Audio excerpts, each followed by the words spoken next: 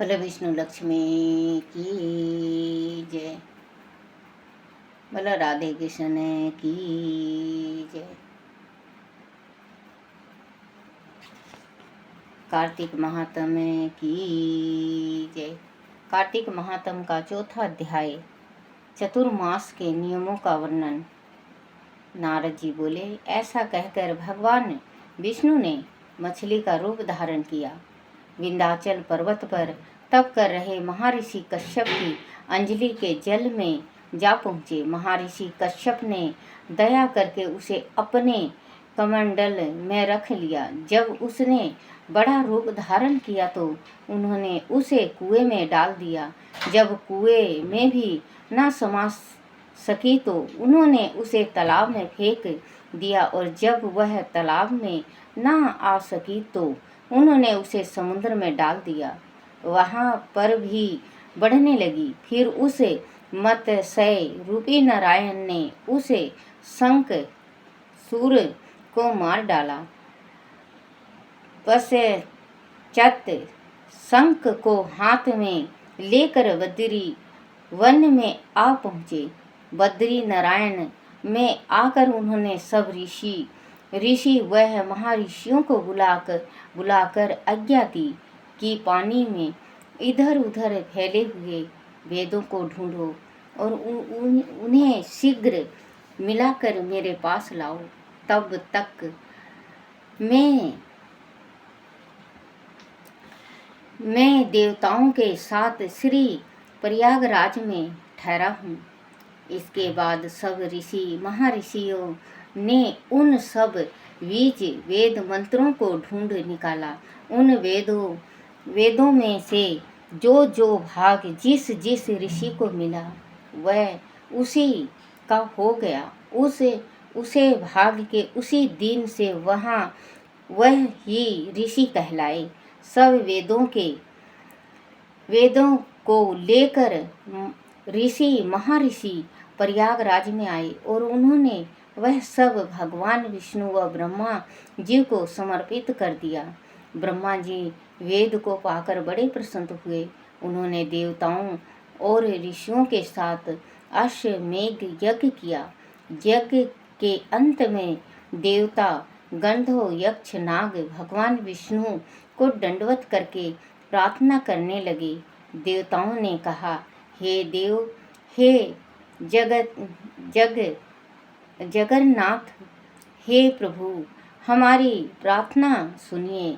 हम लोग के हर्ष का समय है, इसीलिए आप हमें वरदान दीजिए।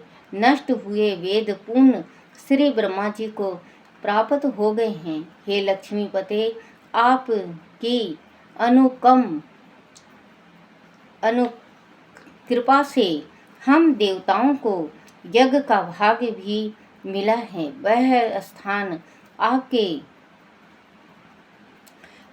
आपके प्रसाद से आज पृथ्वी भर में सर्व प्रधान पुण्य को बढ़ाने वाला, मुक्ति तथा भक्ति को प्रदान करने वाला हो।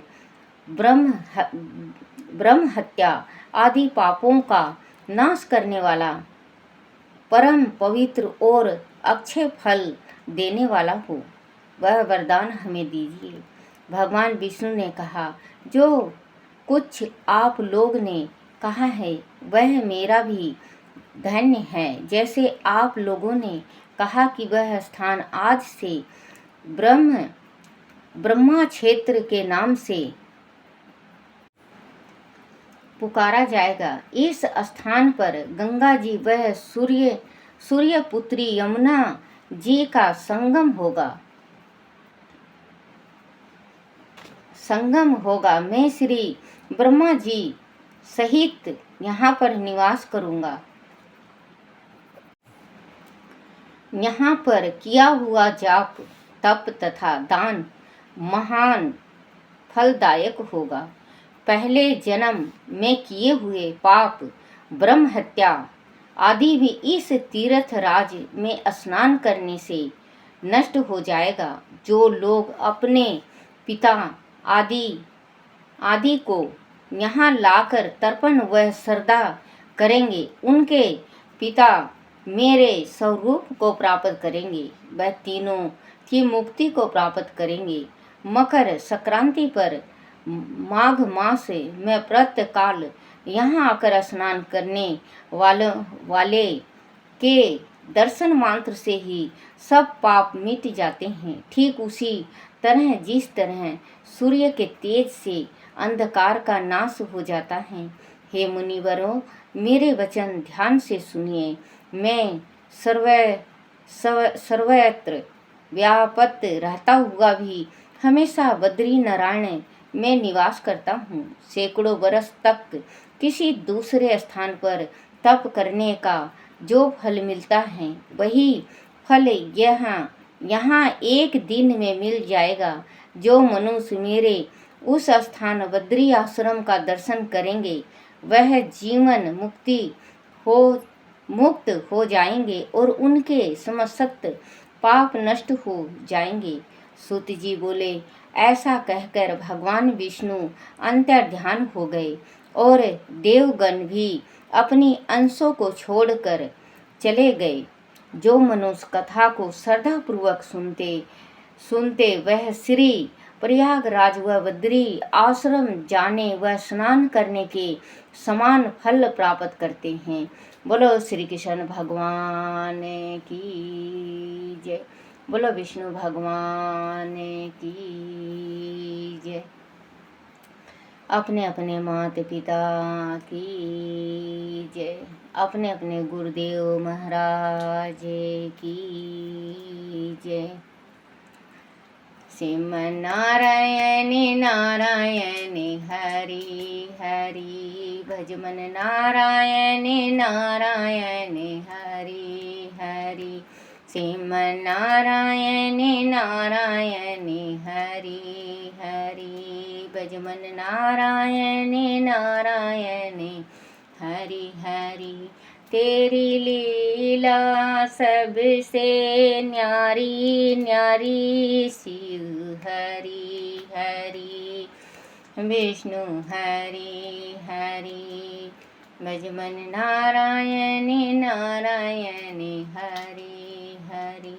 श्रीमन नारायण नारायण हरि हरि। बोलो विष्णु भगवान की जय। तुलसा माता की जय।